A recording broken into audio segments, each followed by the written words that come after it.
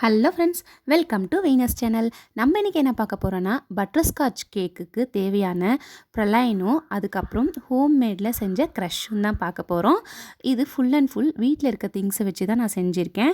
அதே போல் ஃபுல்லாக homemade method தான். அதுக்கு தேவையான என்னென்ன பொருள்னு பார்த்துடலாம்.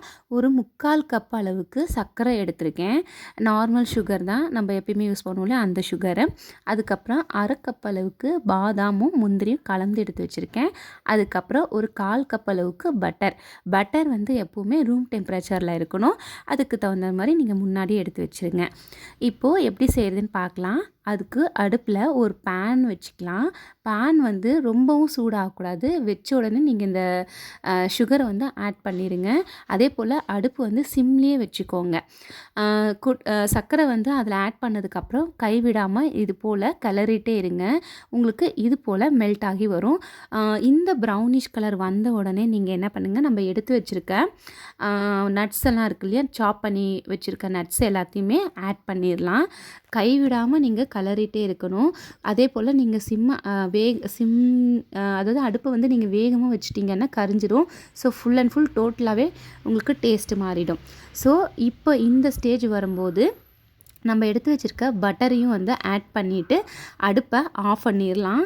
ஏன்னா இதுக்கு மேலே விட்டிங்க அப்படின்னா கலரும் சேஞ்ச் ஆகிடும், டேஸ்ட்டும் வந்து உங்களுக்கு மாறிடும். அவ்வளோதான். அதுக்கப்புறம் உங்கள்கிட்ட பட்டர் ஷீட் இருக்குது அப்படின்னா நீங்கள் அதில் கூட வச்சுக்கலாம்.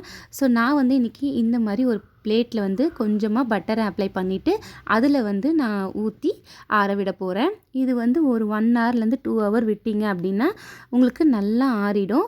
நம்மளுக்கு தேவையான சைஸில் வந்து நம்ம பீஸ் பண்ணிக்கலாம். அப்படி இல்லைன்னா நீங்கள் க்ரஷ் பண்ணியும் ஆட் பண்ணிக்கலாம். அப்படி இல்லைன்னா மிக்சியில் போட்டு நீங்கள் சும்மா ஒரு பொடி மாதிரி பண்ணி கூட நம்ம சுற்றியும் அந்த கேக்குக்கு வந்து நம்ம அப்ளை பண்ணிக்கலாம். இப்போது ப்ரலைன் வந்து ரெடி ஆகிடுச்சு. அடுத்தபடியாக க்ரஷ்ஷை வந்து நம்ம ரெடி பண்ணிக்கலாம்.